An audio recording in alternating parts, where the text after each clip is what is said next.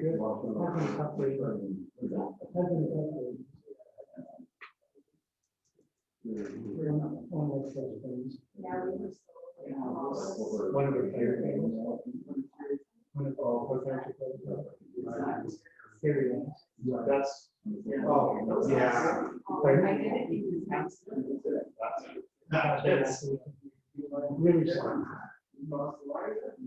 That's what I heard. I didn't even know he was in the hospital. We only went in. We only found out the weekend before they had prostate cancer, lung cancer. That was on Saturday and Sunday. And Wednesday went to the doctor. And they said cancer had it. So they sprayed treatment for it. Wednesday night, they were living people charged for it. Yeah, they were there. Because the government was home. Yeah. Because we should take the women, we need our because the okay, fine. Wednesday night. Well, it'll be your first. She slept on the couch on great because he was out for So this. and she slept on the couch. And she woke up shortly after midnight. And she could hear from her breathing coming. She went downstairs right away. And she couldn't make it out. She was leaving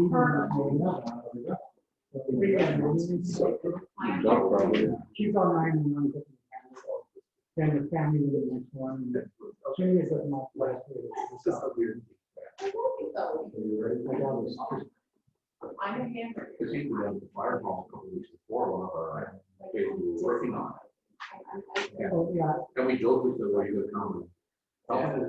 Well, kind of sore today, but I'll come down in a couple days, let everyone easy done. And this will be good. I'll come down and I don't want to say I'll work on it. Made it. Karen, are we good to go? It's like that. So I'd like to call this meeting of council on October the 20th to order. Can we stand for a moment of silent reflection and keeping in mind that we will pay homage to Terry Ellis, who passed away this past week, as well as Margaret Rixine.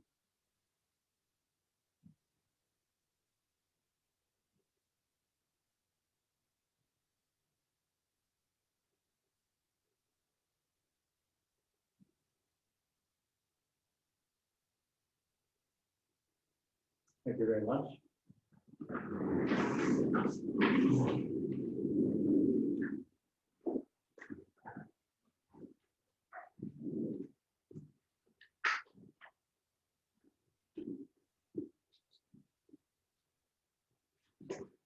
So on behalf of council, I am pleased to welcome Michelle Mandefel as the newest member of our administration team, filling the role of clerk treasurer. Michelle, who brings her 25 years of experience in municipal government to our municipality, will be joining us for our first meeting in November. We're now experiencing the second wave of COVID-19 in Ontario and across Canada. Our numbers are increasing in Renfrew County and now stand at, it's not 70, it's 76 confirmed cases. Ottawa, Toronto, and Peel have seen significant increases, and hospitals are nearing capacity in their intensive care units. The Renfrew County District Health Unit is concerned about the potential for outbreaks in our long-term care and retirement homes. We must all exercise caution when we are in public spaces, wear our masks, physical distance, hand wash, and sanitize. County of Renfrew and the local municipalities have sent resolutions to Premier Ford and his government to continue funding our Renfrew County Virtual Triage Assessment Center and the initiative for medical assessment and treatment. The warden is asking for residents who have used the RCV tax service to write a letter about their experience of the local paper, Premier Ford, Christine Elliott, and John Bus. In an effort to reduce the wait list for social housing in Renfrew County, the federal and provincial governments have partnered to establish the Canada-Ontario Housing Benefit. This new benefit provides rent subsidies to eligible applicants who agree to remove their names from the social housing wait list. This subsidy is a portable benefit that follows the applicant anywhere in the province for up to 9 years. That's the end of my marriage address. Are there any declarations of pecuniary interest in the general nature thereof? Oh, sorry, yes. I have a resolution that council accepts the October 20th, 2020 mayor's address as presented. And I got a mover and a seconder. Moved by Councilor Robinson, seconded by Councilor Burns.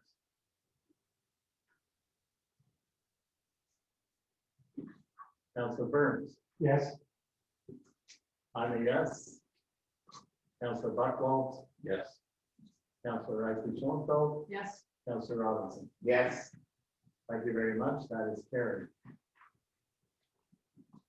Now, are there any declarations of pecuniary interest and the general nature thereof? Seeing none, we will move to the adoption of the minutes. And I got a mover and a seconder for the adoption of the regular October 6th, 2020 minutes. Moved by Councilor Buckwalt, seconded by Councilor Robinson. Are there any additions, corrections, or omissions? Seeing none, Councilor Burns. Yes. I'm a yes. Councilor Buckwalt, Yes. Councilor Schoenfeld, Yes. Councilor Robinson, Yes. and that's carried. Thank you. Which brings us to our delegation tonight, which is PGT and Sheila Inc. to present the strategic plan report. And with us, we have Robert and Brian from PGT. We welcome you both, and we are certainly happy to have you here in our council chambers tonight. And we look forward to your presentation. And of course, always pleasure to have Shayla here as well. Thank you so much. May I have permission to distribute documents to council? Yes.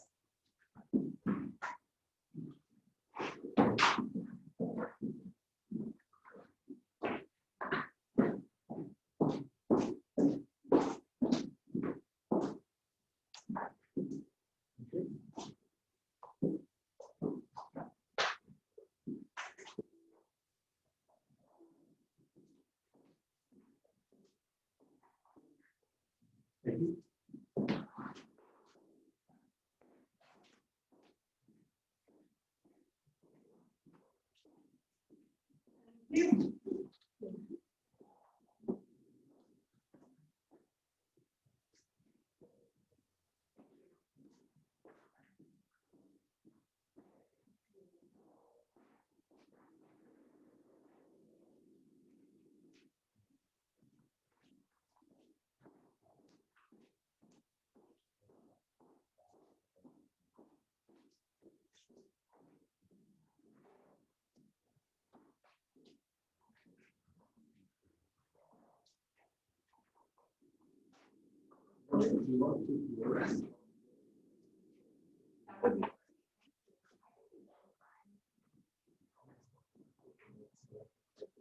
Sure.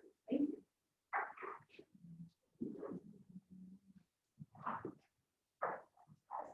Thank you so much.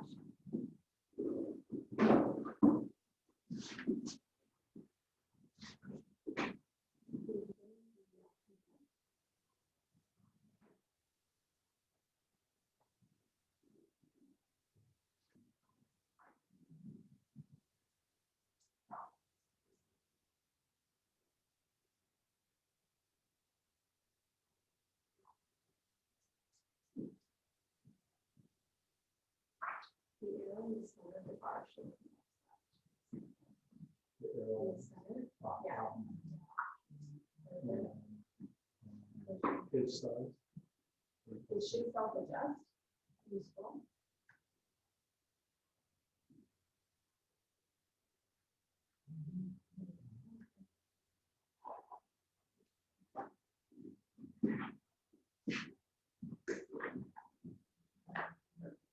They have a couple. Wonderful. Well, thank you so much for inviting me here today with my partner, TPP Solutions, to present this strategic plan report to you all.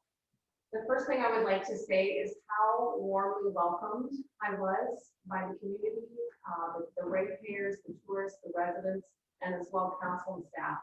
So thank you so much for the warm welcome and for willingly participating as positive leaders throughout the development of this plan.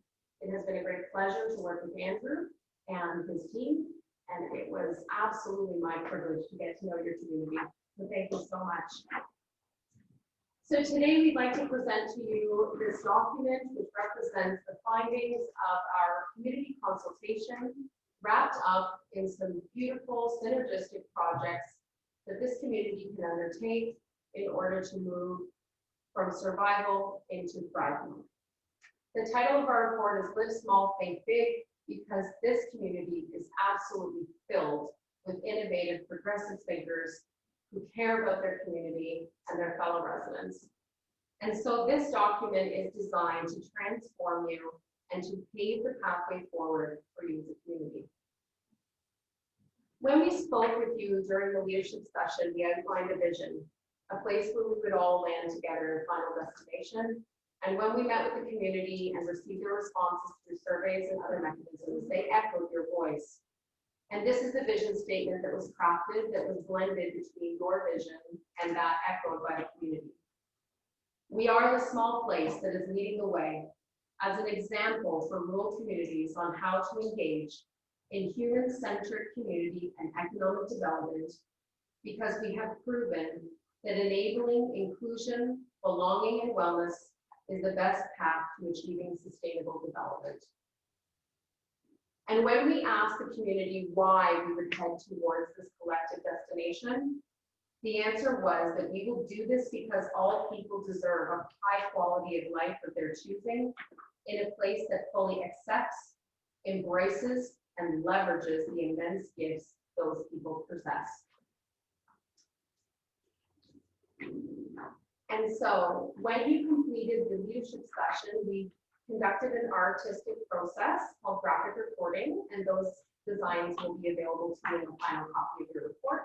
And you were able to view them live in person, but they will be available to you in a print copy, digital scan for your distribution to community choose, or as a display of art in your community. So you also gain the hard copies of the original art as well. Move on. And when we spoke with you in the leadership session, we also were able to identify some extraordinary commitment to values. These 5 values were not only identified by this group, but also echoed and reinforced by the community members we spoke with. The number one piece that came forward was the environmental stewardship, the care for the land, the waters, and the animals that inhabit this place with us. The inclusive human connections that are made possible neighbor to neighbor. The commitment and love for joy and celebration as we come together in happiness and sharing our lives and history and family. The 4th being centered on family, history, culture, and roots here in the community. And of course, a commitment to excellence in leadership. That the people who run and organize grassroots right through to the members of this group all display excellence in leadership. And these 10 community characteristics enable the expression of these values. This community is resourceful. People use what is already here and make the most of it. We are neighborly. People help each other without hesitation. It is filled with volunteers. The local economy would cease to operate without volunteers here. We rely on a word-of-mouth network through strong personal network of passing information and misinformation that is not always accessible to all. We also experience cultural diversity with many different lifestyles, backgrounds, and interest groups living here in harmony. Love for the outdoors, the natural spaces and places that are used, beloved, and cherished by most residents here. The pace of life, of short lines, low traffic, community, country commutes, and roadside chats are favored among the residents.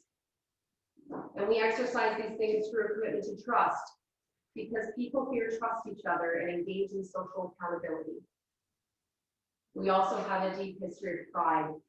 Long histories, family legacies, and possibilities for the future are treasured. And in fact, your location is seen as remote enough for peace and quiet, but close enough to the city amenities.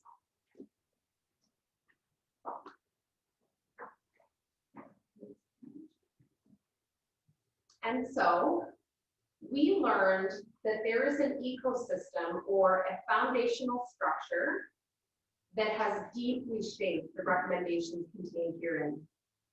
It begins with community accountability, that the community is operating on a basis of social accountability, which means that neighbor to neighbor things become resolved and they are held to account.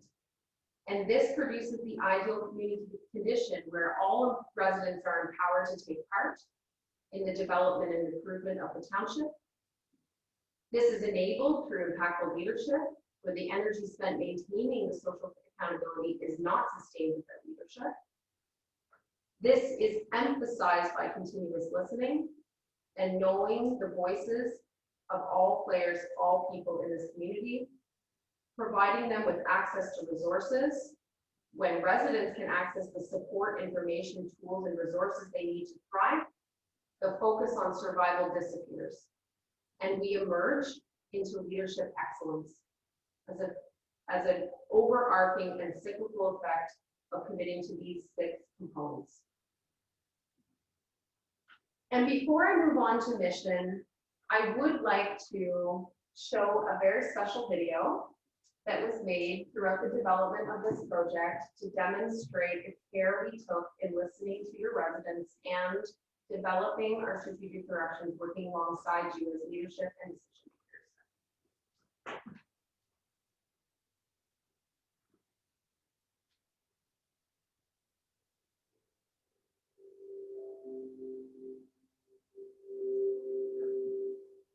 Who is North Algonah local force? Are we?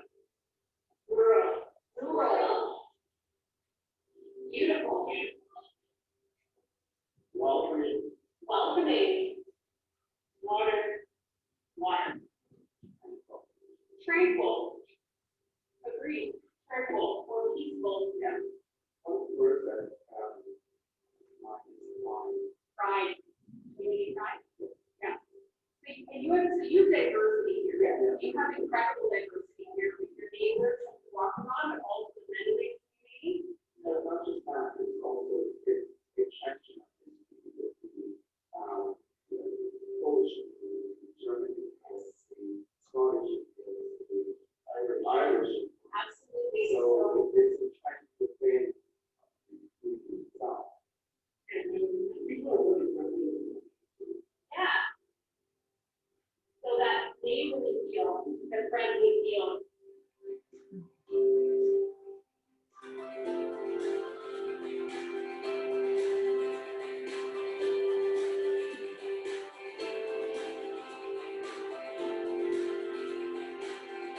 So I'm Ethan, I go to Opeongo High School, and I'm just graduating grade 12 right now.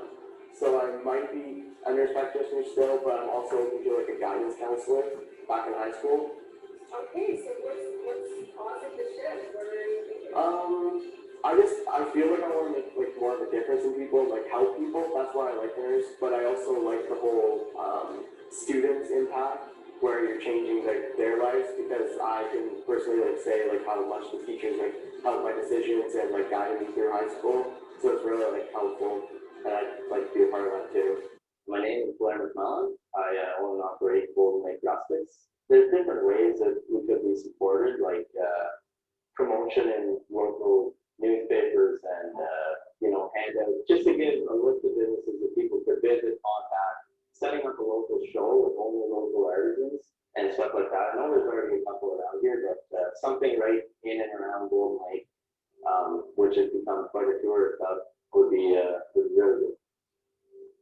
Find it very lonely coming into work right now and not even able to go across the street to the hall and hang out with people on the other side. There is a lot of fun over there. And right now we're missing out on it. So I'm finding these meetings very hard. I'm Papa Sugar. And there's a crew, and another crew. And I'm doing you're part of the team. Social. I think again, what I'm getting is satisfaction from people who do their meals. Happiness, they don't see anybody sometimes for 2 or 3 days, and you come with your meal, you want to chat with you. It's just your own self-satisfaction for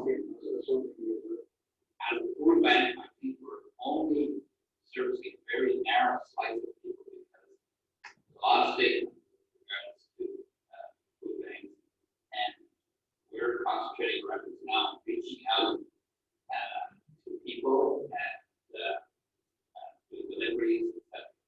So challenge is going very well. All dreams really come true this meeting. And really, why don't you make it a volunteer run kitchen? And people who would collect food can come and have an opportunity to work as a cashier for an hour a week. Or learn how to cook. And then I can come in as a business person saying, oh, hey, you are so great on cash. And I stop in for a student sandwich because it's open to everybody, right? And oh my gosh, you're such a nice girl. Which love the job. What we learned after 2017 was that the township did not communicate with each other. Yeah. So 2 years later, it's happening again. And they were saying, well, what's happening with the law? What's happening with this? There's a lot of communication, there's a lot of coordination, and speak from the taxpayers.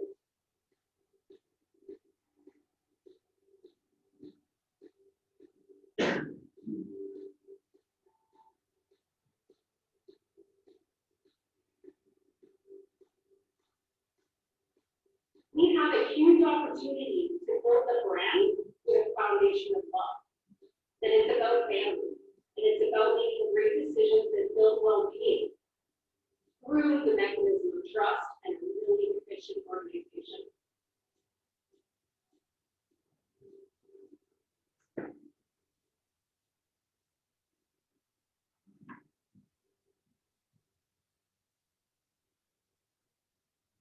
Thank you.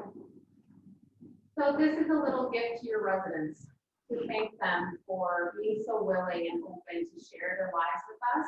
And so that they truly know that this plan was shaped by them for them. And this is a little video that you could use to promote your process and to demonstrate the care that was taken there. So I will begin again on page 9. So the following 3 pages really do articulate the way forward for the organization and your aspirations and commitments as interpreted from my relationship development with all of you. And so the 2 categories that emerged in every case were leveraging human contributions and optimizing resources. And so we have laid out 2 lists here of the expectations of ratepayers as collected from the surveys and consultations. And they divide between these 2 clear categories of enabling people and their unique gifts and assets, and as well optimizing the township's resources. And given this, we have reflected on page 10, 3 statements that might reflect your commitment to the community.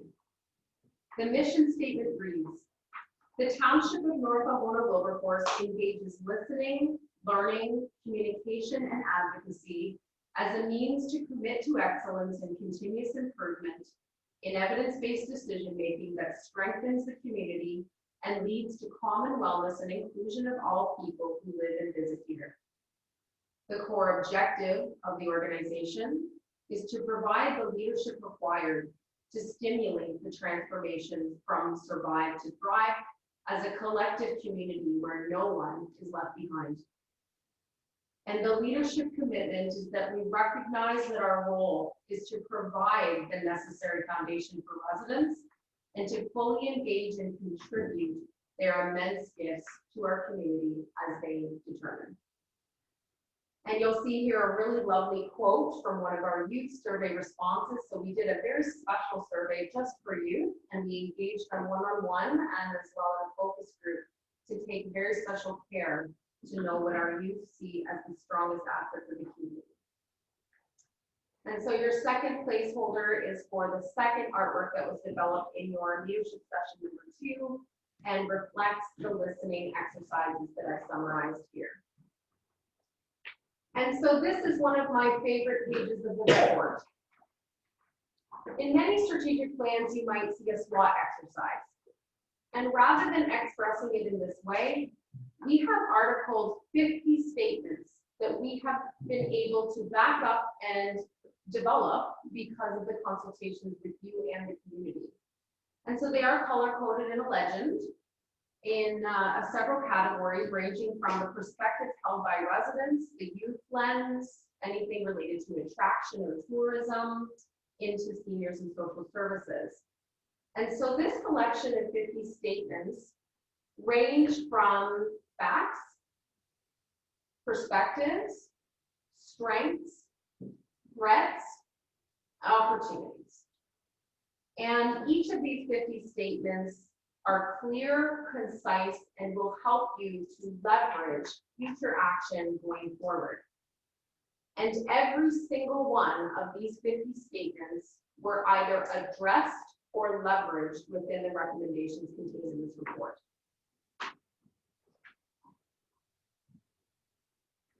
Now I'll move on to the strategic recommendations. We have prepared this document in such a way that provides you with a visual graphic of the model or the method that we are proposing and supplementary information that will back up the understanding of this model.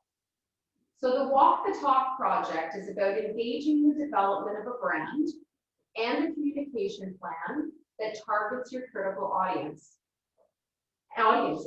And we suggest that there are 3 critical audiences for you to consider: residents, future residents and tourists, labeled attraction, and inside the organization, employees and volunteers.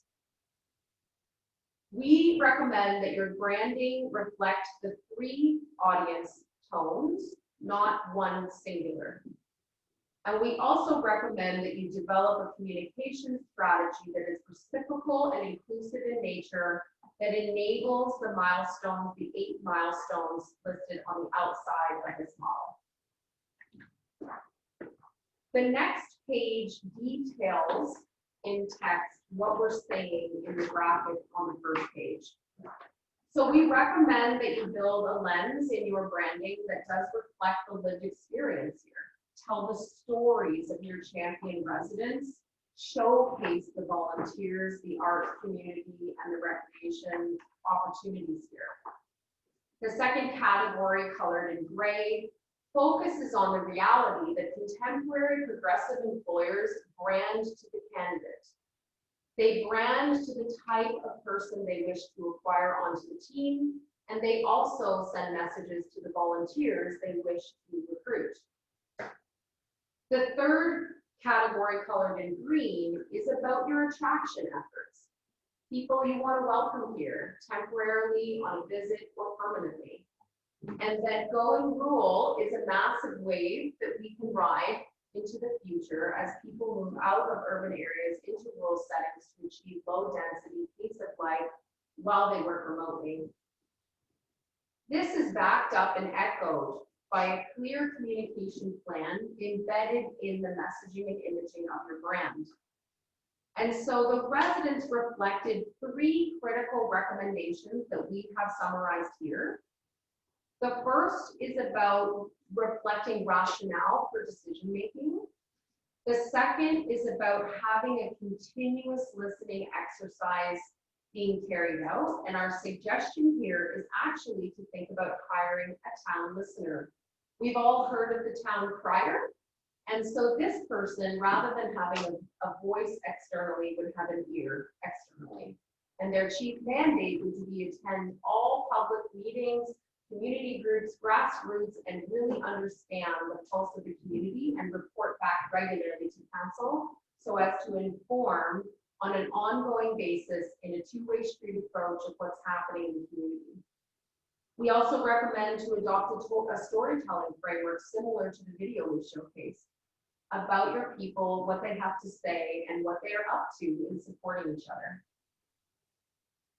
We also recommend when you attract employees and volunteers that you prepare a timely and accurate communication pathway for them. This can be enabled by your town listener, your new website, and other tools. We also recommend that you regularly collect feedback and input from your staff from all levels. They are the secret holders of exactly how to improve your efficiencies, your talent, and also to know when to invest in the right equipment at the right time. We also recommend to enable information sharing controls that would reflect controlling the messaging in the word of mouth network.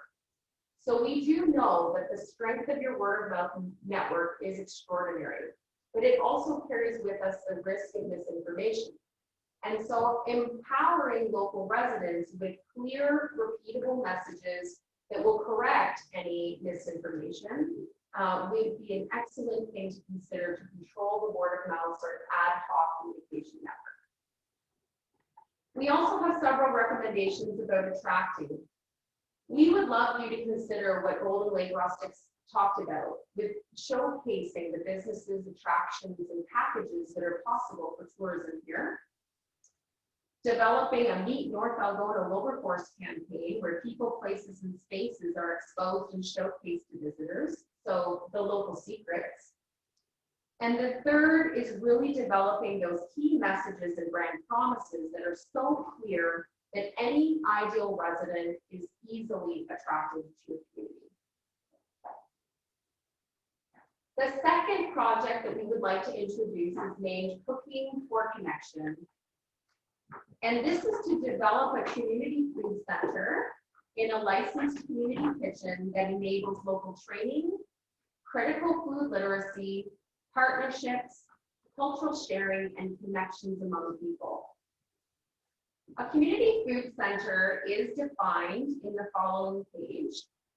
So you can dive right into the ideas behind that, but it's essentially a very progressive version of a soup kitchen, where no longer is it only the vulnerable who attend, but all of the community. And so sharing food together is the essence of the community food center.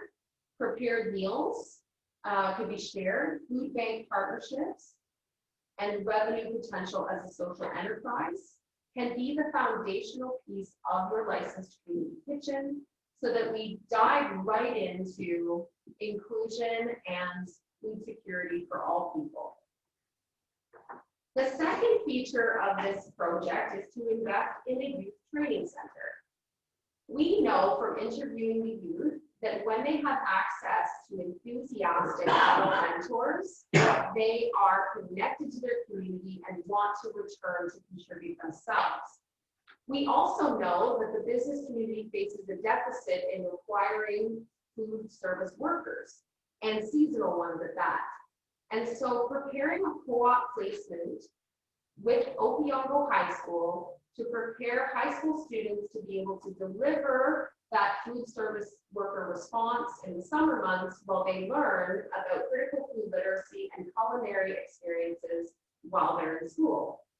This will help the seasonality factor, where people are no longer asked to be laid off in the winter, but then rather that they're high schoolers going back to learn, to progress to the next role in the kitchen the next summer. We also see this as an opportunity for community connections, sharing, learning together, uncovering the cultural communities and the way that people live here, engaging key partnerships with social services such as the Seniors Needs Center, Meals on Wheels, 2 Gals in a Truck, everyone from this sector. We also know that this type of facility and program can enable supplier and partnership relationships, where we can increase the relationship with local food providers, potentially building a place where people can purchase produce, share, and a delivery distribution center for the food bank, fresh food services. The following page really starts to outline why this initiative is so important for rural communities, especially with a history based in agriculture. COVID-19 has exacerbated the need for food security, and we engaged a specialist here, Lucas Bramberger, who is a critical food literacy specialist, who helped us to really refine this model. Not only does this specialist have a graduate degree in all things agri-food, but he also runs restaurants and understands the systemic barriers facing the food service industry and how that has been pronounced in COVID-19. We see a clear advocacy opportunity here for you in establishing critical food literacy skills at a young age. Could massively change the way that certain industries are viewed among the community, especially among the youth. Understanding their role in climate change, Their role in food security and understanding the holistic perspective of food security. There are many examples provided to you on page 3 of this project of how to follow this story from other people's experiences. So critical food literacy is all about understanding the full system behind food production, and that the educational programs listed below on page 24 are excellent examples of how these curriculum programs have been developed and the impact that they have generated. And specifically, Lucas Brandberger designed a curriculum of Taste Buds Hamilton, which has been an incredible success for the city. We also see 4 clear directions to expand this community center beyond the 4 pillars proposed in the model. We understand that there is a workforce shortage in agriculture across the province of Ontario, where migrant workers are brought in to support picking. We know this is carrying out right now in Mixford. And so how can we encourage young people to become a part of the agricultural food production scene to create really the second piece here, which is all about the farmer succession, not allowing our historical family-owned farms to go to the wayside as the baby boomer generation moves out of their farm ownership. We also know this could spin off into community garden projects where publicly grown food is shared among food bank and the community food center. And we also recognize a role in the future to work with your neighbors in the First Nation of Waakagon to develop an understanding of food sovereignty and how you can be a player in fully expressing your commitment to that. The third project is about the enabling of digital communication and remote work culture within the township, to bring forward a private-public partnership to provide fast, reliable internet to your community. The number one foundational concept that this project is based on is that internet access has become a basic need. In 2016, the UN declared that internet access was a human right. And so many municipalities and counties are looking to private solutions. $10 million to Cogeco, $1.6 billion to fund eHorns project, the Warden's Caucus project around bringing Eastern Ontario to 1 gig. These plans are promising. However, the timeline is long. And so we believe that agility in producing broadband, reliability and access is not only paramount to you achieving the attraction goals you may set out, but also to enable your emerging progressive business model, going online, having live streaming, even your own internet connectivity in-house requires updating.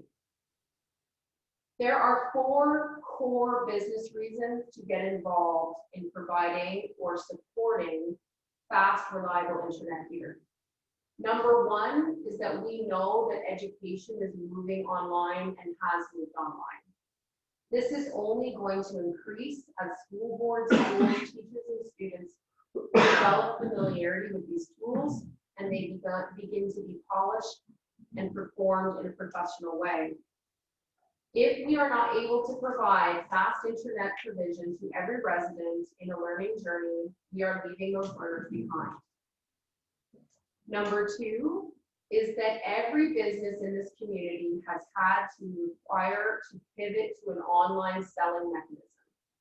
So they are selling their products online, they are reaching their customers online, and certainly processing payments online. And so business will be enabled by fast, reliable internet.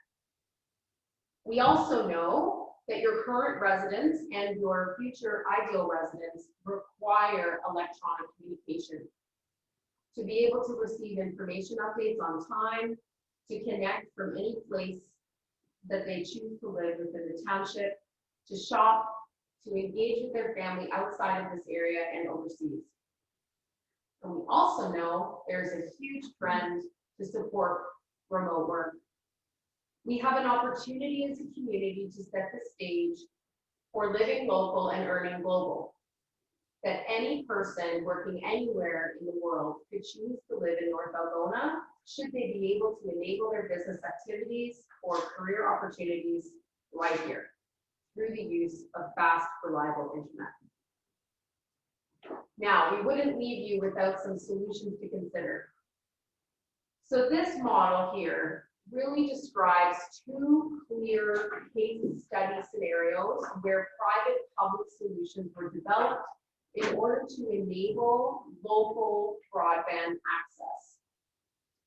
The first quote I would like to read comes from my home community of Deep River, where they have accepted an organization called WCCT, and the chief volunteer running this organization says, with respect to improving local internet service, rural and small communities can and should take control of their own destinies.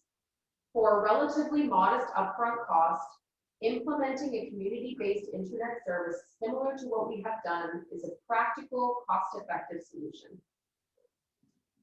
There is a local provider here called Bondshare Communications Inc. They are playing right now in the same data signal web service provision as WCCT. They are your local ISP. And the second case study or approach that we were able to investigate was through the City of Stratford case and Rhizome Networks. This case study involved a partnership with the local hydro provider and the electricity retailer Festival Hydro. And they worked together to develop a local connectivity solution that enables a social enterprise where the funding, the wholesaling of those physical structures fund the local electric company. And so we have listed 4 key players that you can interview further to learn more: Rhizome Networks, BCI, WCCT, and WCCT's core partner in Bancroft, Ontario called Telecor.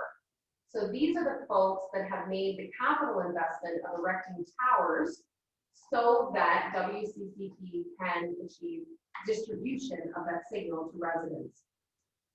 For example, WCCT is already serving 600 clients in just the town of Deep River, and they have already contributed $40,000 of profit to the local hospital there. We also recommend that you strike a key player working group, local innovators that we have met with once before, hydro providers, construction companies, funding opportunities, and of course, working with your neighbors. The fourth project involves the development of dynamic and inclusive housing. We recommend that you engage in the development of dynamic and inclusive housing that will serve your planned growth and your community needs at the same time. So you might ask, why housing now? We know that there is a revenue deficit to meet the basic needs of this community. We also know that the provincial government has declared a housing crisis across Ontario. The pandemic has also created a surge in the local real estate market and housing development. This has the potential to attract new residents, but it also has the potential to displace current ones out of rentals and into sell opportunities. The residents report that finding suitable rentals is difficult here. We also know that local tourism and the conversion of year-round rentals into short-term rentals has created a further deficit of affordable rentals year-round. And that all of this considered makes it obvious that development is in your future. We are also suggesting to consider land trusts. Land trusts are excellent ways for small communities to ensure that housing costs do not rise over time so that income gearing prevails. There is more detail about that on page 30.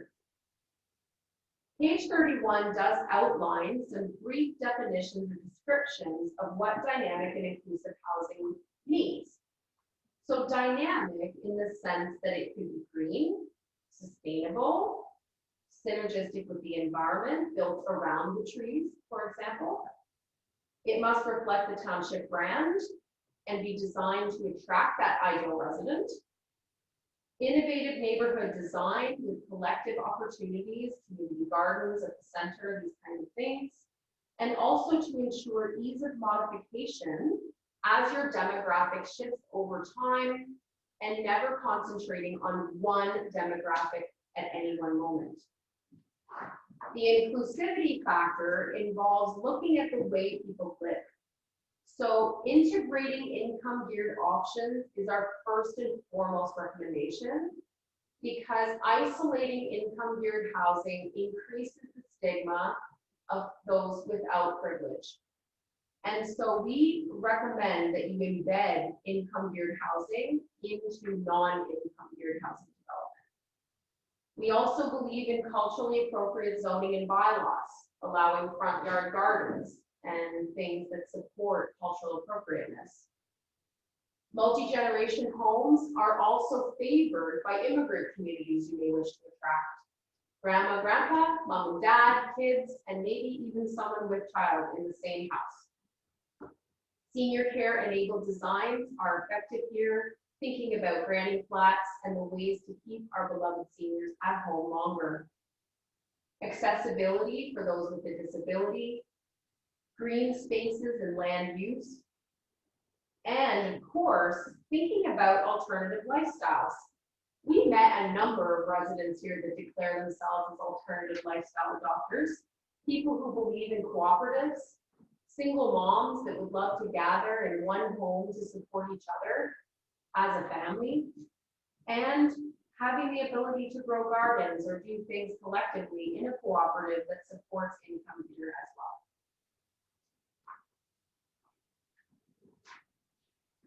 Our second last project involves emphasizing some of the activities you are already engaged in, reflecting key partnerships for synergy and collective advocacy. We recommend that you invest in key relationships that you need to influence collective outcomes via collaboration. We are stronger together. And so we have carved this out into 5 categories where further investment in relationship development is recommended. Firstly is the local and neighboring service providers. We spoke to a number of neighboring and local service providers who would love to play more with the township. Seniors' needs being the top, and certainly your recreation groups, your artisan groups, and of course your youth-centered groups are all interested in playing on a bigger level with you. We also know you have really strong neighbors that have unique strengths and directions that they are individually pursuing that you should become aware of and leverage for your own future together. We know that the Algonquins are focused on cultural sharing, training, program development, and community development activities, and they are an eager partner to work on several of these projects with. Bonnechere Valley recently completed a business retention and expansion study. They are engaged in development. They have a downtown and a shared library service with you. Abbotston Bromley displays strong historical partnerships with Bonnechere Valley, engages in shared services and capital acquisitions on a regular basis. Laurentian Valley, a clear partner in firefighting already, also supports businesses through communication and are focusing on SME or small to medium enterprise supports through their recent onboarding of a community and economic development officer. And of course, your neighbors at KHR have just undergone an incredible win with stewardship of your local lakes, and they will be continuing through their official plan advocacy of working through the deer yard designations. The third group that I would like to introduce you to are 3 critical regional impact projects that I believe represent mandates and action that will feed your individual project plans. The first is the local immigration partnership with Renfrew and Lanark counties. This organization has just adopted a 6th pillar of support-enabled secondary migration. Secondary migration is an activity of drawing new Canadians out of urban centers into targeted employment solutions in rural or smaller communities. They are mandated to produce this model and this type of thinking and action, and joining their team is an excellent way to develop your own understanding of attracting immigrants and also engaging with the other municipalities playing in that arena. The second project I'd like to introduce you to is the Labor Market Group of Brent and Lanark. They are mandated to research the workforce development needs of the two counties and to display annually a local labor market planning report that outlines the in-demand careers and the needs of the local community and employers to be sustained and retained into the community. This particular group also offers a survey called the Employer One Survey, and we highly recommend that you promote this survey to your local business owners, because this could carry forward your investment of business retention and expansion without having to do the investment again. We also want you to consider the Ontario Living Wage Network to get involved with this group to showcase the systemic barriers around the minimum wage not covering the basic needs of the individuals living here. We also know you have an incredible fleet of business owners here. We would like you to consider striking focus groups and or committees filled with business owners on a regular basis. We have found that their perspectives drill right down in these 5 key categories of seasonal or tourism-based, home-based businesses, year-round essential services, artisanal and craftspeople, and then of course, our builders in construction and manufacturing. We also know that the richness of your diversity here has an opportunity for you to really get to know your local cultural communities and bring them together to share in our beautiful rural mosaic. Indigenous communities, Mennonite community, agricultural players, local historians, artists and creatives, and of course, our waterway interest groups. Page 34 and 35 outline some of the mandates that I briefly mentioned. And the final project that we propose is that the township and leaders and staff engage in understanding and commitment and execution of continuous improvement. All thriving communities learn from themselves.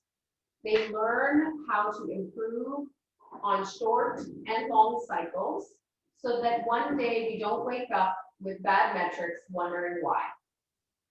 So this entire project is about setting up processes that will enable you to pick metrics, indicators that will tell you the story of whether or not we're achieving the results intended by your projects.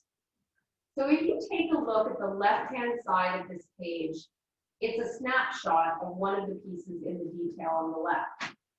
So on the right, you can see that the input in the green is about that critical culture and capacity required to arrive at the intended result. This is what I like to call preparedness, okay?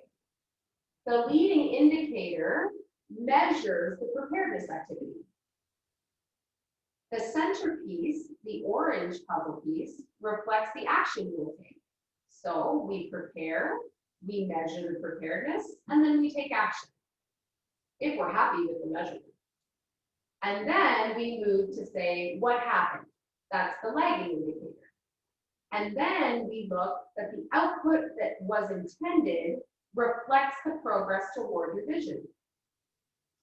The key consideration before and after taking action is that before, we must consider that preparedness activities should be highly connected to your core values and identity, and that the lagging results and the way that you measure them must consider your circle of influence.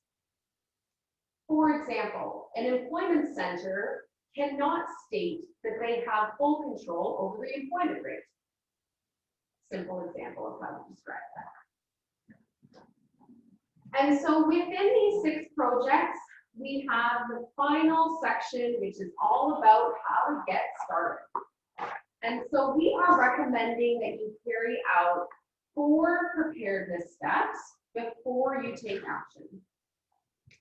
The first is that we recommend that you invite your residents to join you in a series of virtual workshops where each one of these project initiatives are further displayed and detailed to the parties that are interested in the topic.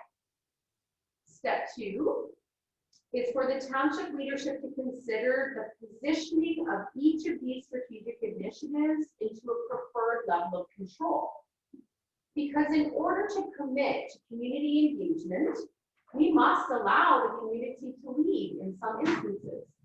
And so we would ask that you reflect your control level preferred within each one of the action areas. The least level of control is to influence outcomes, to advocate, to write letters, to lobby, to influence people to take action. The second level is to coordinate, bring people together, provide them with a place or a space to have their discussions, and support their organization and action with low red tape and ease of entry. Then planning, which is the middle level, where you might provide the design and project management of an initiative so that you can steer it. Then leadership, which would mean taking a primary role in planning, acting for self or with a partner. And the final level of control is about owning, which is really taking a full internal control of the project development. Step 3 is to engage in some robust preparedness activities. We have recommended that you consider our suite of preparedness activities that reflects the signature municipal preparedness training that is required for you to understand your role and creatively and proactively enable it.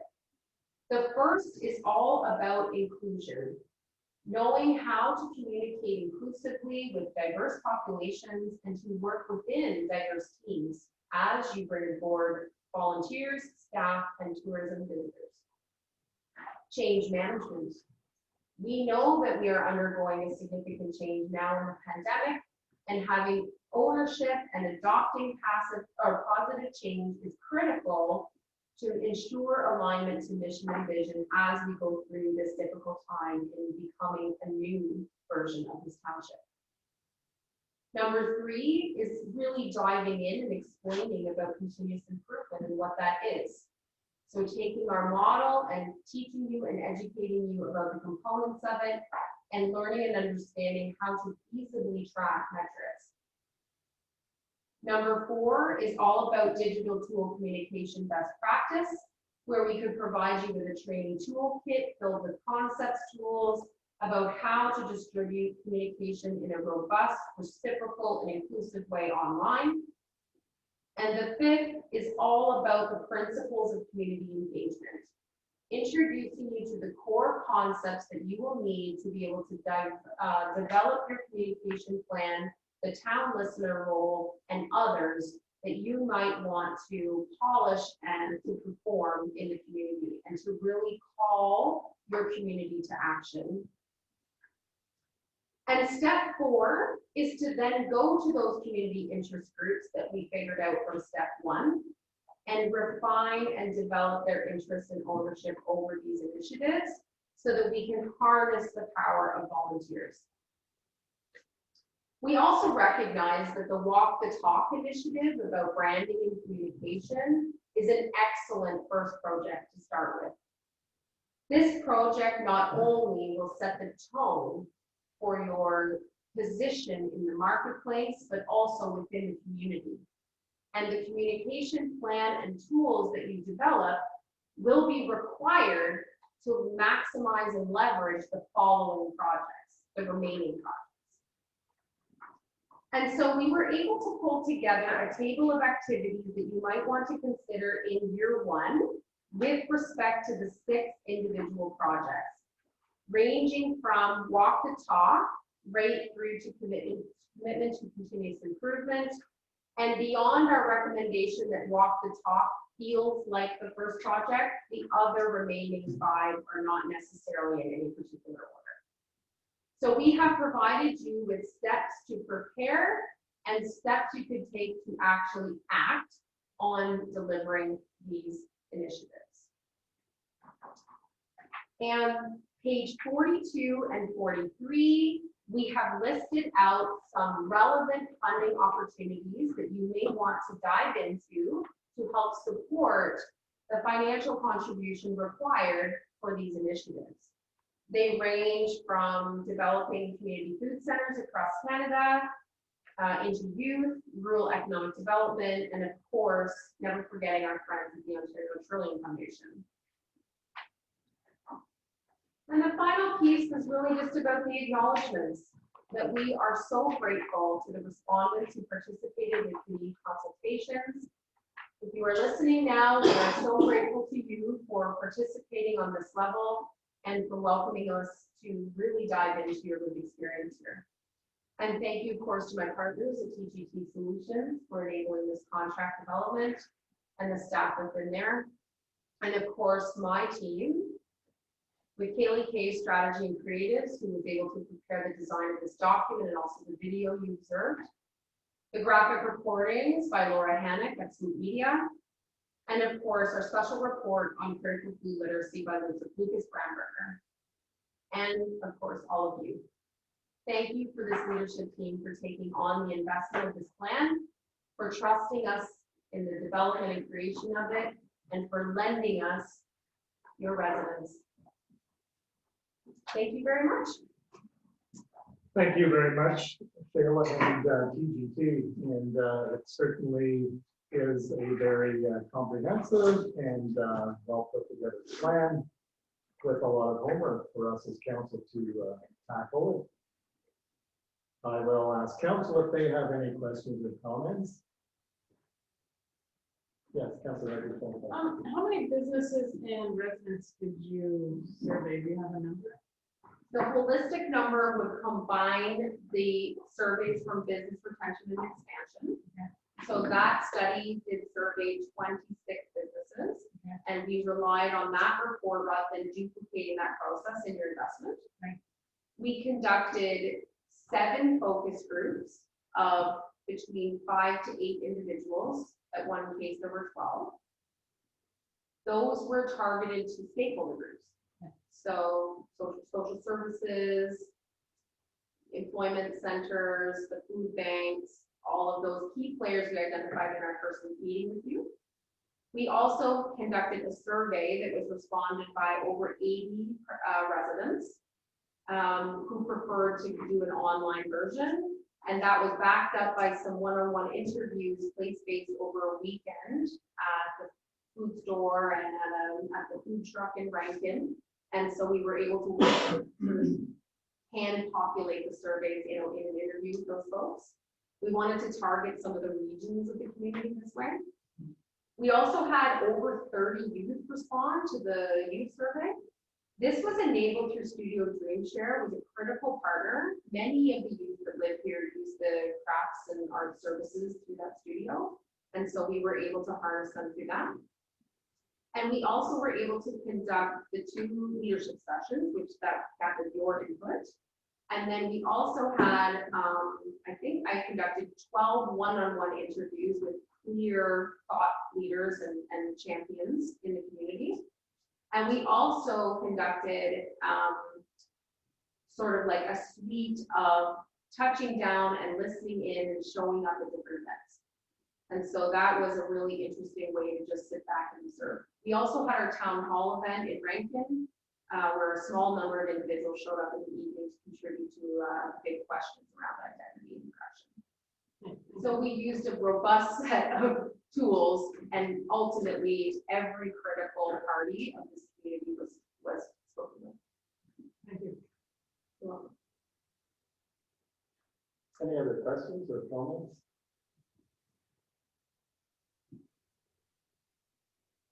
So at this point, we'll take a 10-minute recess. We'll be starting at 7. That'll permit our delegation to pack up and leave the building. And when you get up from your chair, remember to put on your mask and maintain your physical distancing. If you wish to individually thank the delegation, you may do that outside the building, as long as you maintain your physical distancing.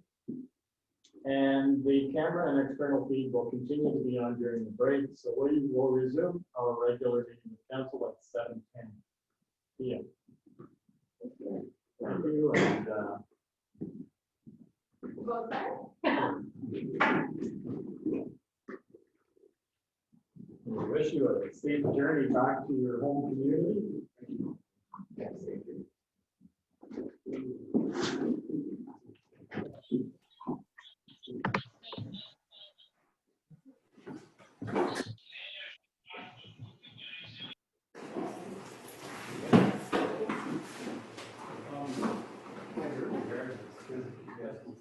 Would you like me to leave this here? The keyboard and mouse. Just leave it there. Perfect.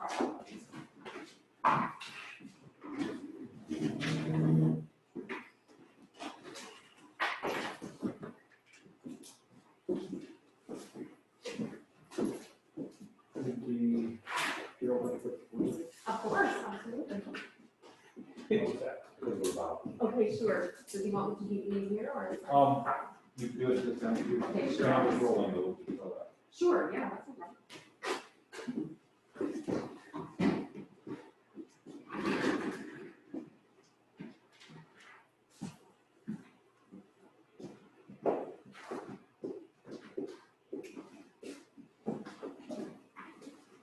Just speak to the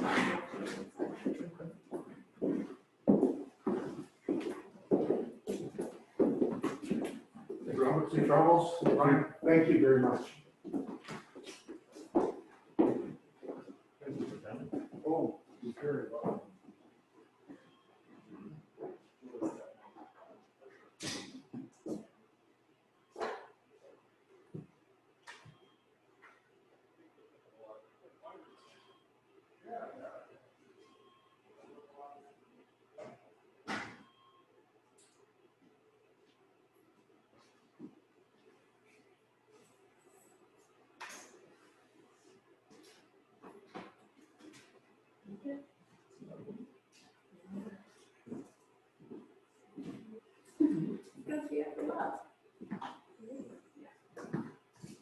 Thank you very much.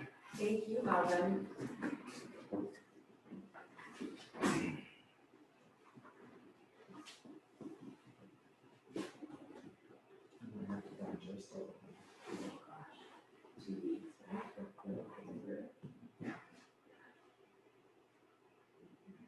Just let me know if you need to in the session.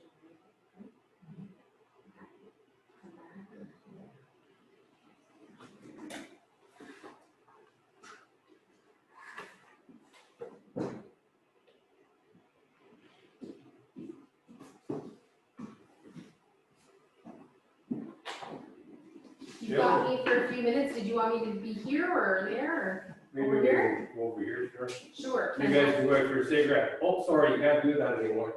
That was the old days. Hey, Mel? Yeah. Wonderful. We'll see you soon. Thanks.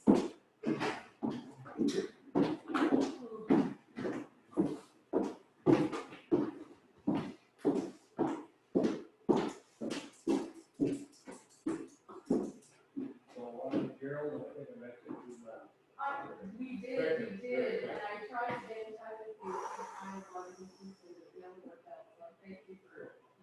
That's a lot of information. But you know what, Joe? Not a lot of people are saying it.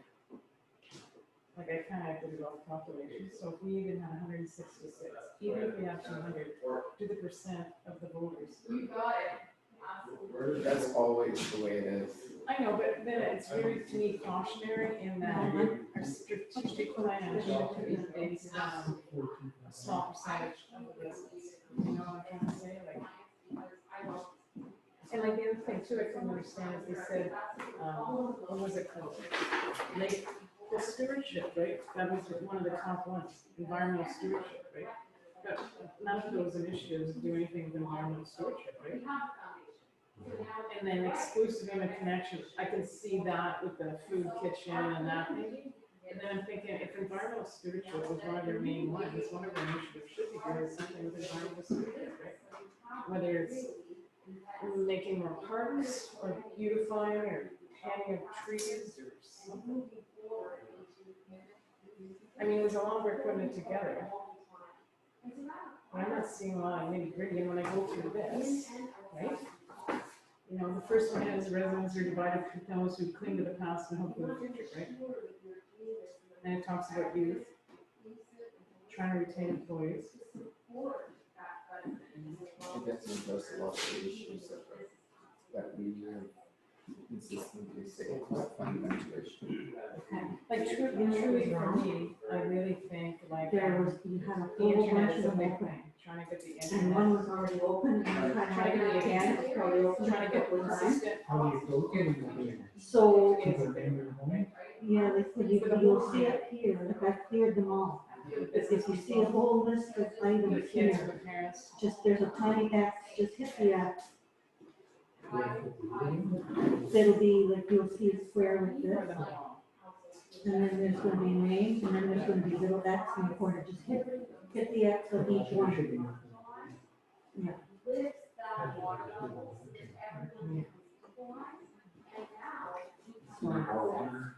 But maybe I should use, if,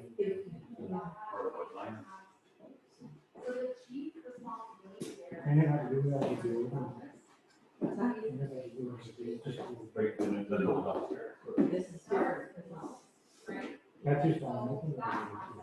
Make sure you- Yeah. I'm just wondering, would it be better if you had one of the styluses that you know, like the top with the pen instead of your finger? Oh, yeah. Would that work better?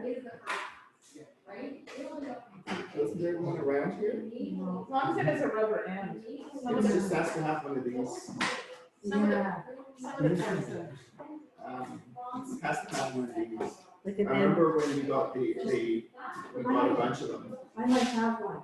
I might There's a have pen with, yeah, rubber. Yeah, so, now, but if you use like this, it has a rubber hand on it, and you tap it, make the better, so you can sometimes, you know, it's too long or something. yeah, actually, I Well, thought I it think was this is Next good. time, I don't even have one of those. Oh, yeah. Come So on, yeah, as long as it's, you use the rubber end. Because well people own businesses, and well people invite their family to join them in such a progressive community, right? And that kind of community is attractive to outsiders, to people from Ottawa, who are moving out of density into communities, right? They want that kind of community, they want a little city neighborhood without the city. Diversity, amenity, all those things, and that can only happen if we're all well. So now, if you were to show that.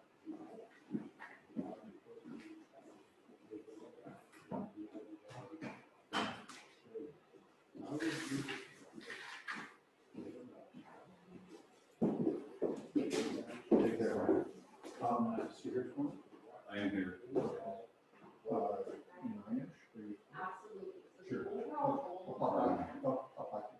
Okay, we can come to visit them first, that's good. Yeah. Not used to that.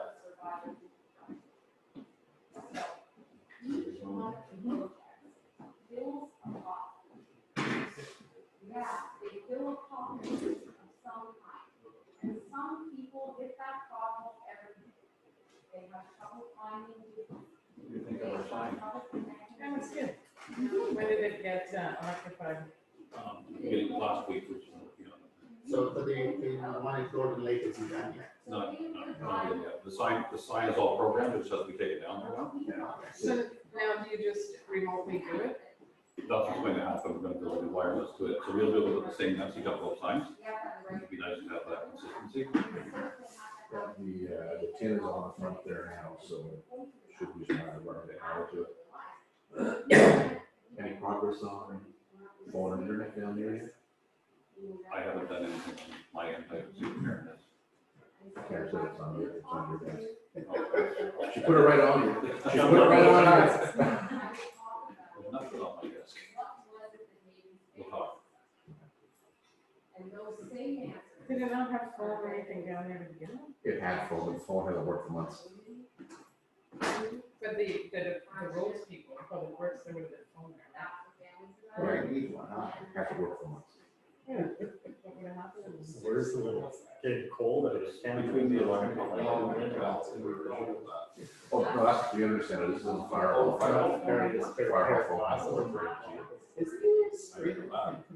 only do. Well, they're supposed to be the same you can buy it at Benson Firewall, the one you can spray in the car windshield. Well, even public works without phones. Well, yeah. Well, they're not anymore. We didn't use the phone there. The most of our communications with radio.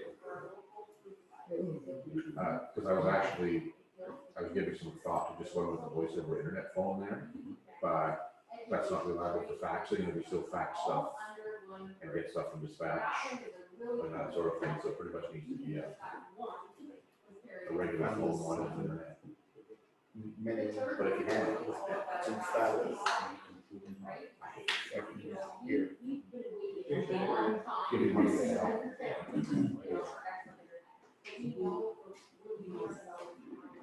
Well, there's Check Savvy, there's V-Media, there's all kinds of them. They don't, you don't have to use Bell's internet, it all goes over their phone lines. But it's just like, other cell phone companies and Bell's towers, they have to let it happen.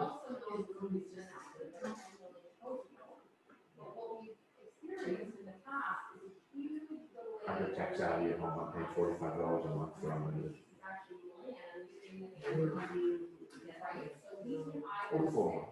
Traditional internet. Because they buy so much stuff from Bell, like those independent companies, they'll buy a package of whatever from Bell, so they use all of Bell's stuff. But they can, but it begs the question, if they can do it, why does Bell have to charge so much? That's my. Well, the thing is, Bell has to maintain all infrastructure, but these other companies don't. Because there's so I understand that Bell is going to charge more, because again, it's. Okay. Yeah, but the thing is, if they're not gonna edit it, then they're just gonna turn into a company that looks after infrastructure.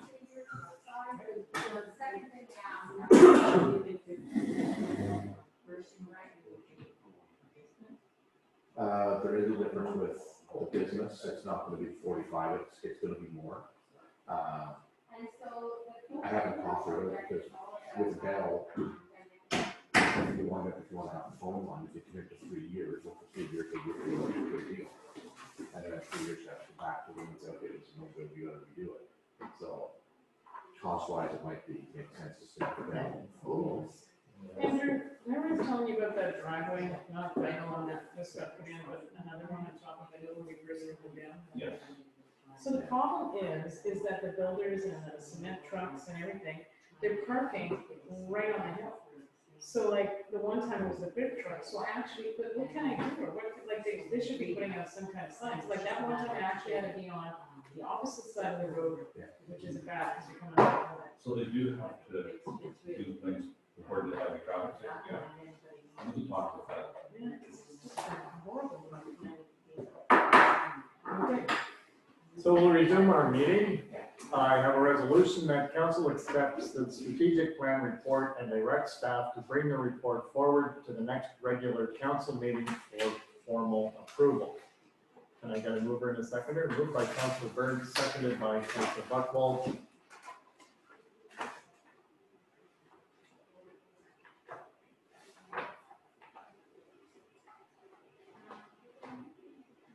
You just have to go back to, unfortunately, got locked up by sitting there, so.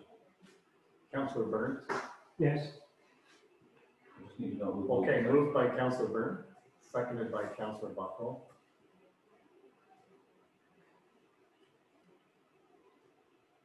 Councilor Burns, a yes. I'm a yes.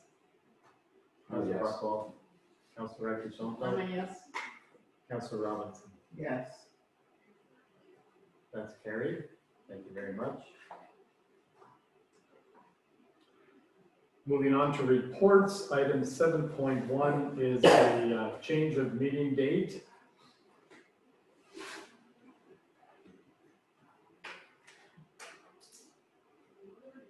I have a resolution that council approves the recommendation to change the next regular meeting of council from November 3rd to November 10th at 7 PM. Can I get a mover and a seconder? Moved by Councilor Reichel Schoenfeld, seconded by Councilor Buckwald.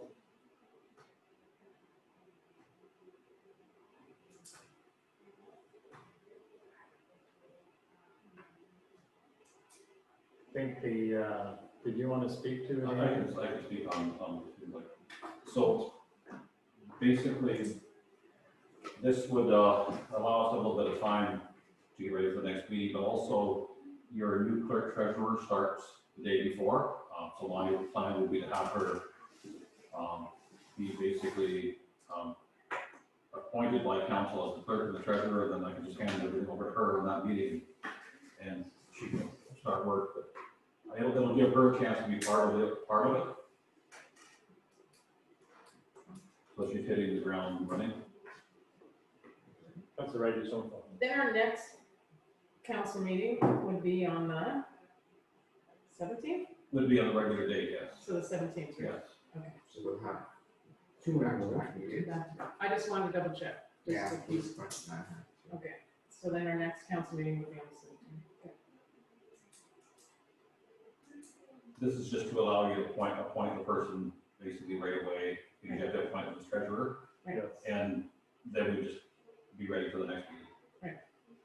Well, that's fine. I just want to make sure that it didn't go off everything else. Any other comments or questions? Seeing none, Councilor Burnt, Yes. I'm a yes. Councilor Buckwald, Yes. Councilor Reichel Schoenfeld. Yes, Councilor Robinson, Yes. that's carried. Thank you. Item 7.2 is the Public Works winter storage.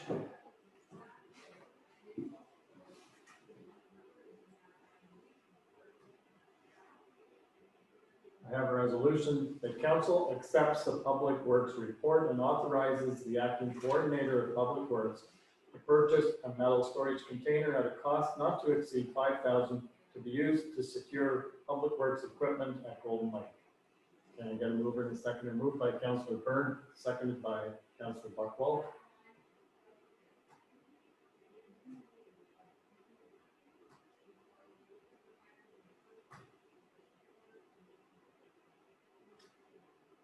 Any, I can speak yes, on if that you can too. speak to that, Andrew. As council could probably notice, that we really haven't had time to do anything down at Golden Lake for this fall. But we do plan to have our Coyote tractor based at the Golden Lake. And we also have a requirement for signs and barriers and things to be stored down there. So we looked at the cost of buying a C-can and actually purchasing it. And the price for a 40-foot C-can is around $3,700, and the price for a 20-foot is $1,000 less. So it's more beneficial to buy the larger one. So this would be something for the winter, but in talking to the fire chief and our Public Works, and also thinking about the recreation committee and the kayaks, after we do build a building, we would have use for storage. And there's also a market to sell a C-can too. So what we would do this winter is have the C-can have a plug-in for the Coyote tractor. It'd be out of the weather, and we'd be able to store signage and other things that we use down at Golden Lake. We'll just save a little bit of time and carrying things back and forth. Councilor Reichel Schoenfeld. what's the sidewalk trailer? Is that a standard The sidewalk trailer? trailer would be, well, there's a trailer, a little sander behind the Coyote. Okay, that's what it is. Okay, I just was trying to figure out what it was. Councilor Byrd. Would the sidewalk tractor go in there too? Yes, that's the plan, is it would be out of the weather and plug in. And that would give us a place for the winter to be and secure.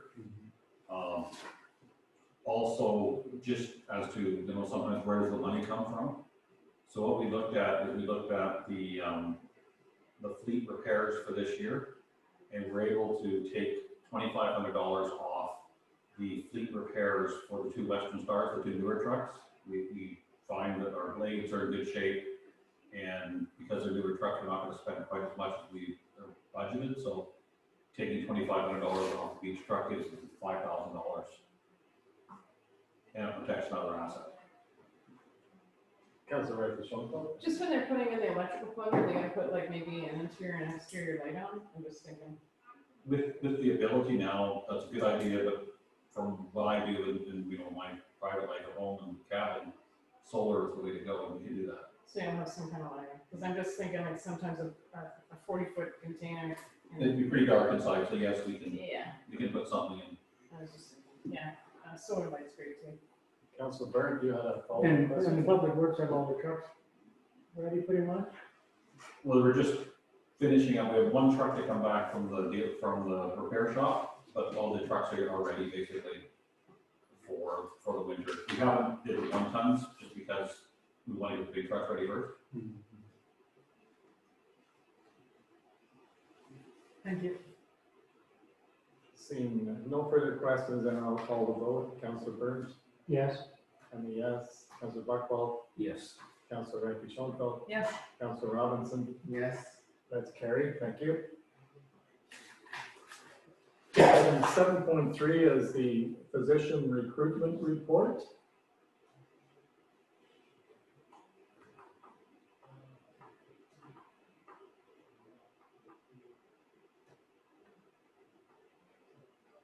I have a resolution that the committee accepts the report as presented. Can I get a mover and a seconder? Moved by Councilor Robinson, seconded by Councilor Ray Schoenfeld.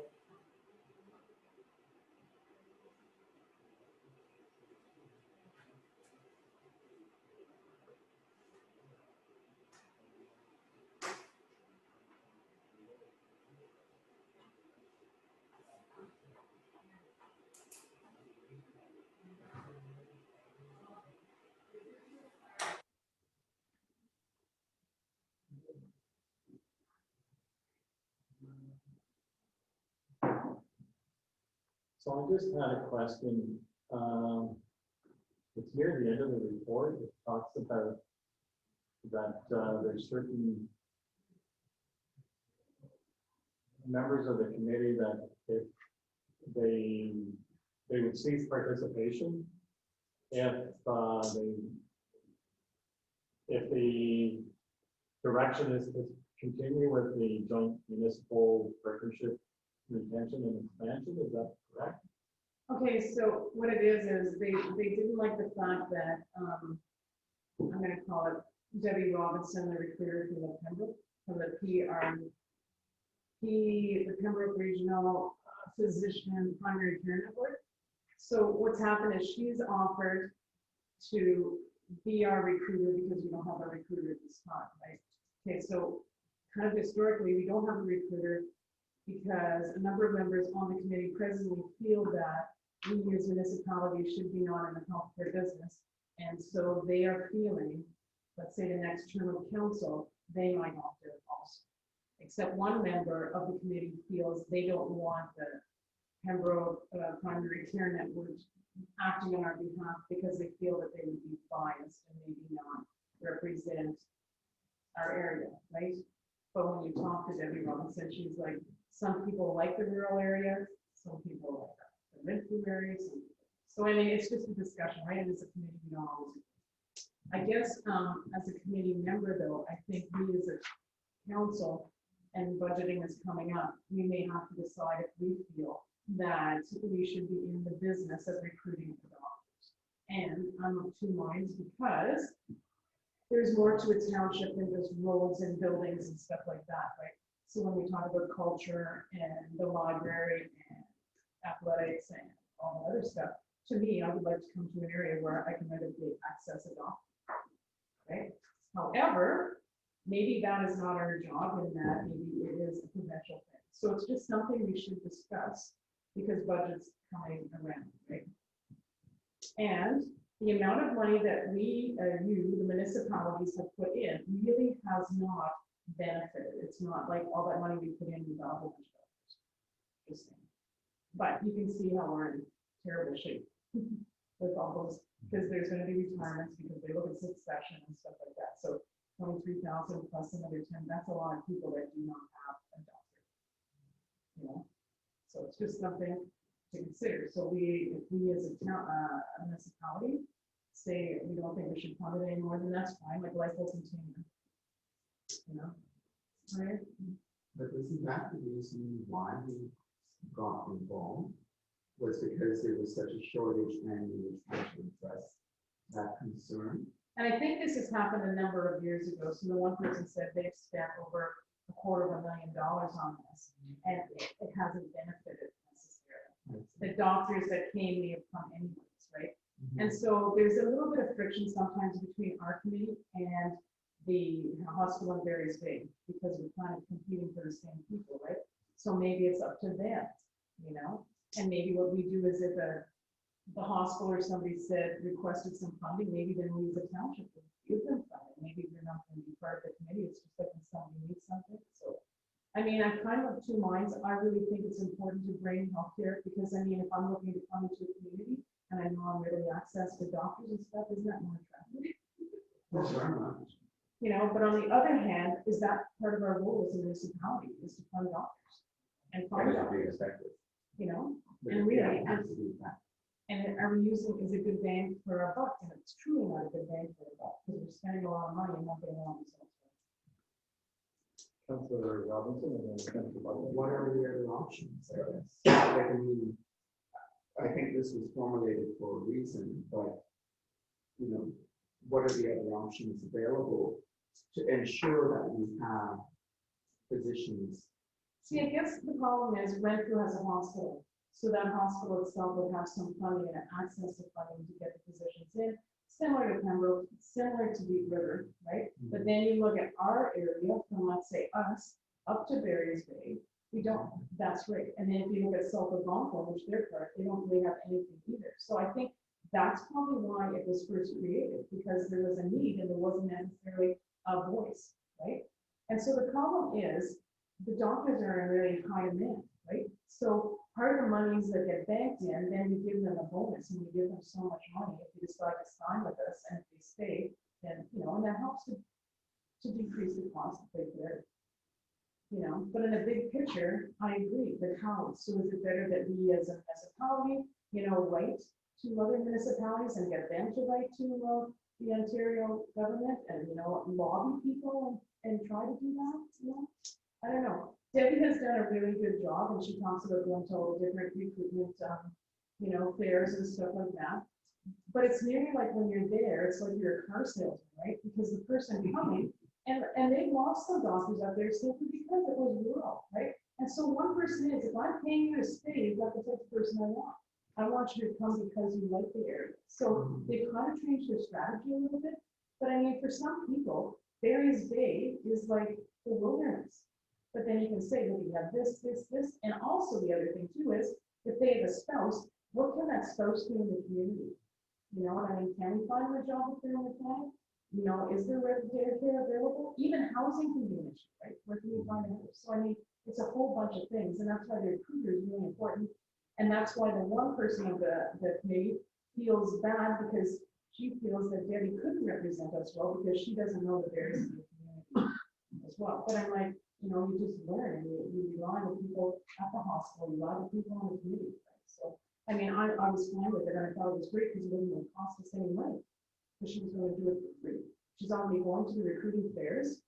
You know, if somebody comes up and says, hey, I really like this, she'd steer them in that direction. At any rate, we're kind of at a turning point. You know, we have 2 years left. We're meeting coming up on Friday. That's the only meeting I have. So, but I just thought it's important for us to start to think about that. And those are some statistics. We kind of gained 2 doctors, but 1 doctor left.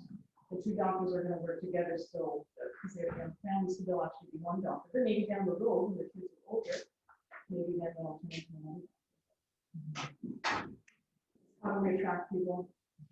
Our fault, you had a question. Yeah, my question. Do you know if the recruitment committee has ever done any exit interviews with doctors that have left the area to see if the recruitment process had any effect on them coming? So some of them that have left the area, they've retired, right?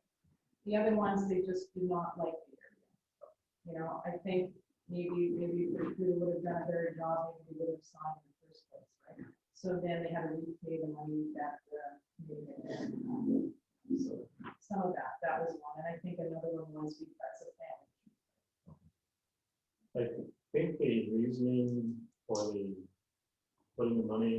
after recruitment was that they would, we would get a commitment, was it for 2 years, that they would stay? That's right. And some of them didn't even stay 2 years, they left and they paid back their money and said, go to the city. I think maybe because we don't have as much luck attracting doctors, we need to focus more on nurse practitioners.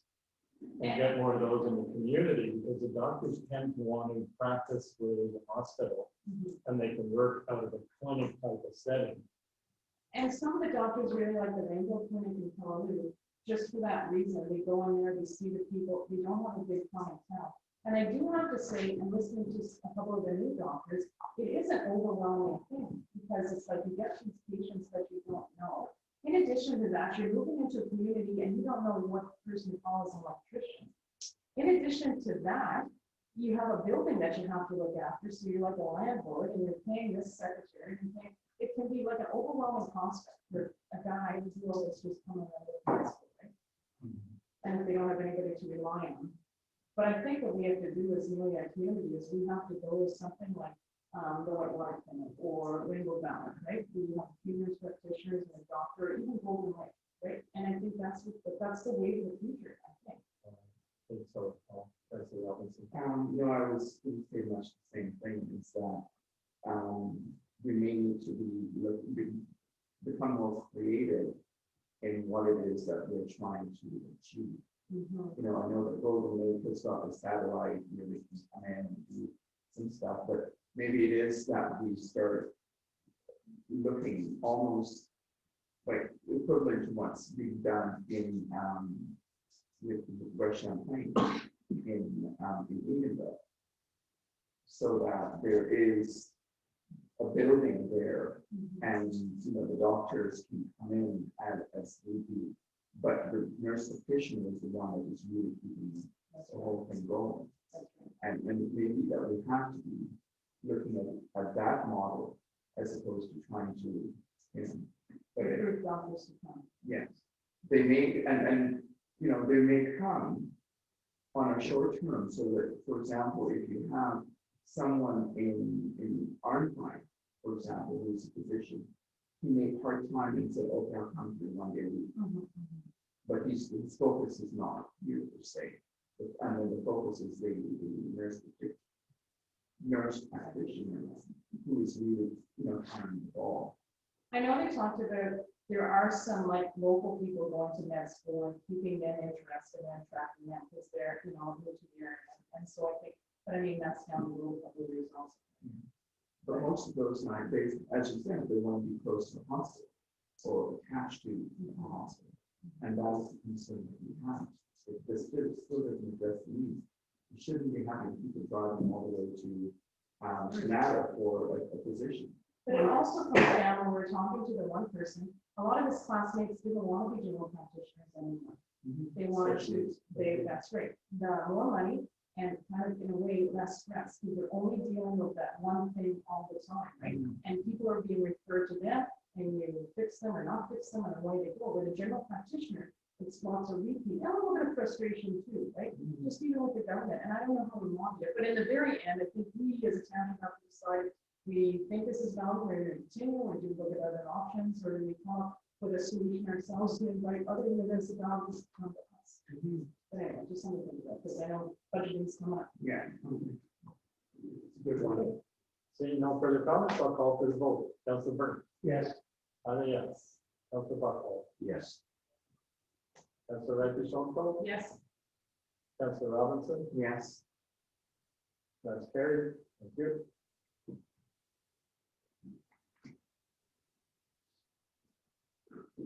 So moving on to item 9, which is correspondence.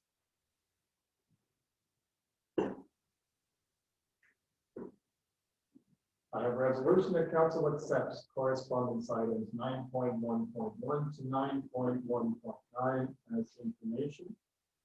Can I get a mover and a seconder? Moved by Councilor Redfish-Onko, seconded by Councilor Robinson.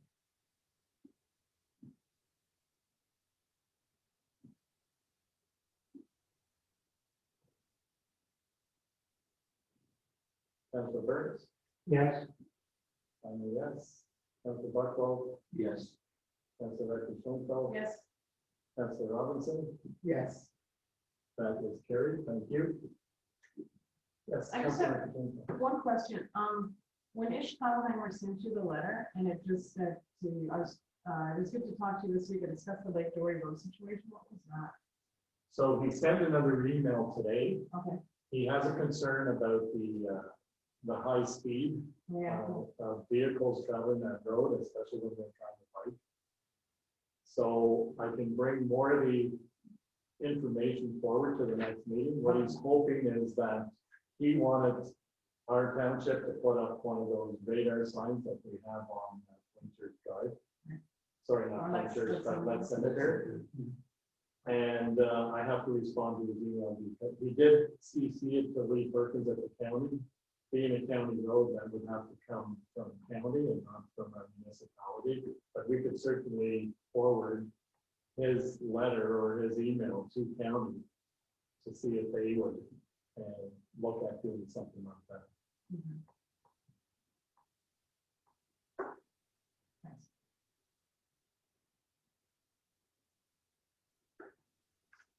So I have a resolution, whereas the township of North Algonah Overflows received correspondence from the township of Lakewood Bays in regards to amendments to the municipal insurance policy so that the building contractor's name be disclosed and the contractor must provide proof of insurance.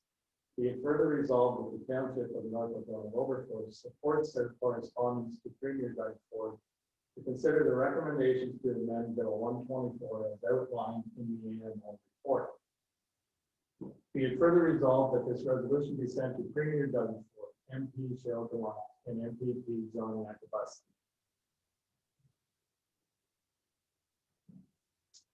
Can I get a movement and seconded?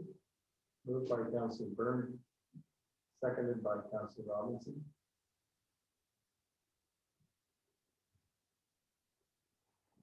And did you want to speak a little more to this, Andrew? Just as our support for the days. It just disclosed the names of contractors, not just of contractor's insurance, not just another thing that's not required right now. Yes, that's a So is the problem that the contractor does a goofy job and then the person can't sue them or they have a hard time rectifying, and then how does that fall on this?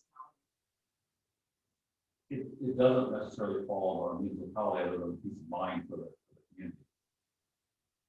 Because the contractor, I guess if the building inspector approves something from the jail, maybe you can't control who's who. Right.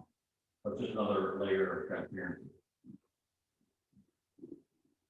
I think from reading the information, that is a concern is that if the contractor isn't named, then somebody wanting to sue the municipality through that 27 liability. Right. And the township ends up having to pay if in fact the contractor didn't have the proper insurance to cover the issue. So Yeah, because I was kind of reading it, but it's confusing me all, confusing. And we have that identified in our contracts. We have that. That is provided with insurance. Thank you. so I'll call the vote. Councilor Byrne? Yes. I mean, yes. Councilor Buckwell? Yes. Councilor Redknapp? Yes. Councilor Robinson? Yes. And that's carried. Thank you.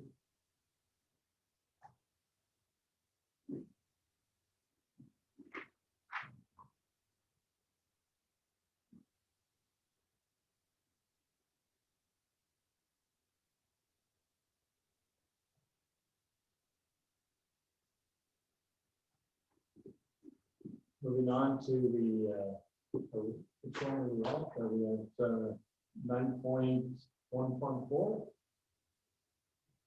I believe it's even though we did it. 9.1.5. 9.1.5.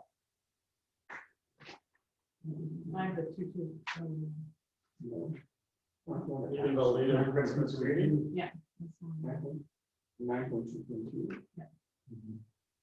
So I have a resolution that council directs the purchase of a And what's council wish, a quarter page, a half page, or a full page? What way would you want to It's a traditional. I don't remember. I think it's a page, but you have to look at the size that you're looking at, the quarter page is 3.9 by 5.18, whereas the half page is 3 by 5. We're looking at something that's more significant.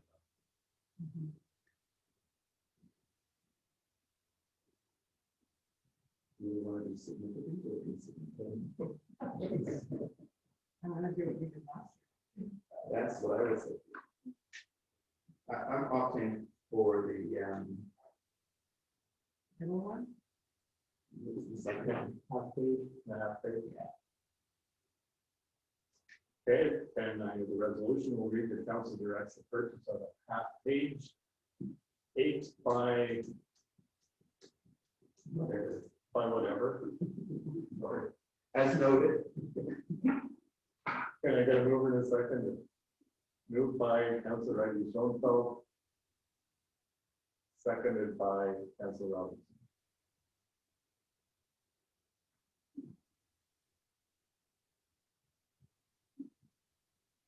Councilor Burns is a yes, I'm a yes. Councilor Buckwell? Yes. Councilor Reggie Schoenfeld? Yes. Councilor Robinson? Yes. That's carried, thank you.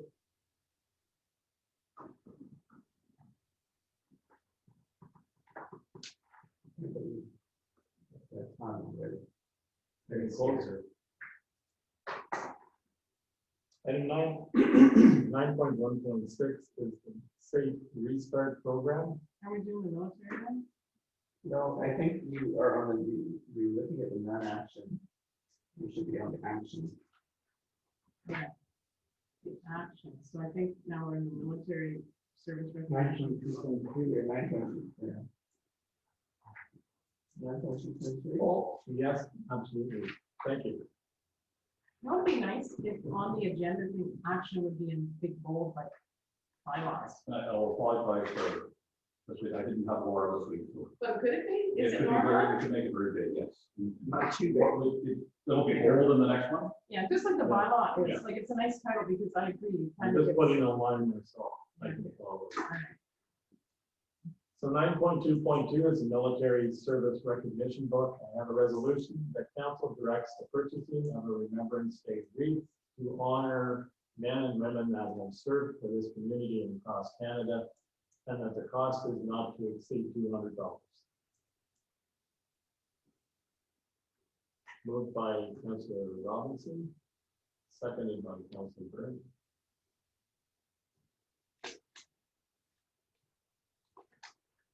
If you want, I can speak slightly on this. Yes.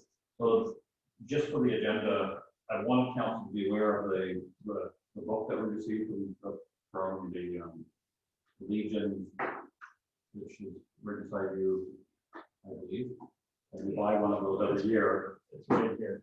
So if anybody wants to look through it, But we also have Remembrance Day coming up, so I wanted to put the thing, just sort of a placeholder for me and acknowledge that we have that book.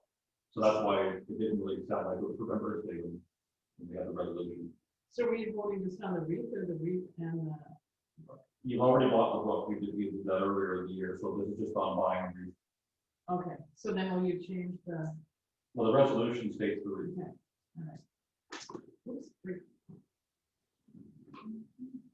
The reason why we laid it in one day, right, at the Legion that we put out. my understanding is that once we purchase the wreath, they'll pick it up and they'll present it at the Legion, but the public won't be part of the ceremony. That they'll go through the placement of the wreaths. I don't know if it'll just be the Legion members themselves, but they'll have the ceremony, and I think they're going to do a virtual program so that everybody who wants to join in can. Councilor Burns? Yes. Yes. Councilor Buckwald? Yes. Councilor Reggie Schoenfeld? Yes. Councilor Robinson? Yes. And that's carried. Thank you.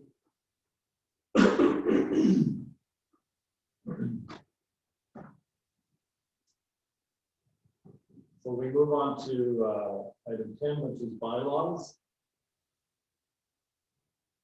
And if I could just be sure of this, and again, it came down to us, our ability to put things together. So what's happened is the restricted covenant for 2085 actually has a resolution for all bylaws.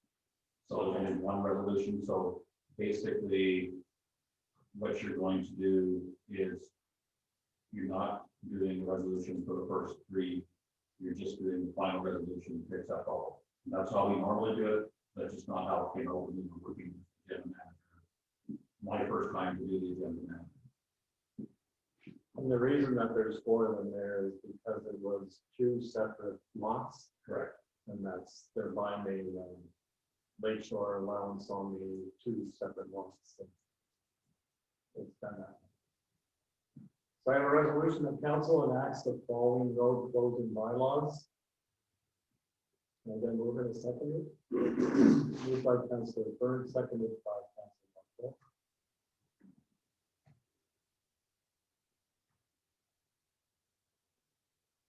Councilor Burns? Yes.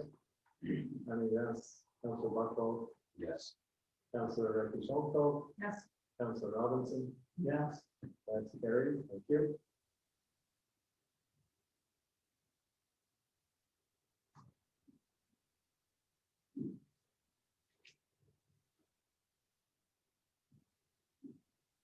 So we have no matters of urgency. No notice of motions. Our next meeting will be November the 10th, 2020 at 7 p.m. And we have a proposed regulation. And I can speak on that. So this is the spot where we put things in that we need to have coming up in meetings. So this is the proposed regulation on recycling. And municipal councils only have 45 days to comment. So it'll come to the next meeting, but I wanted to make sure that you knew it was coming.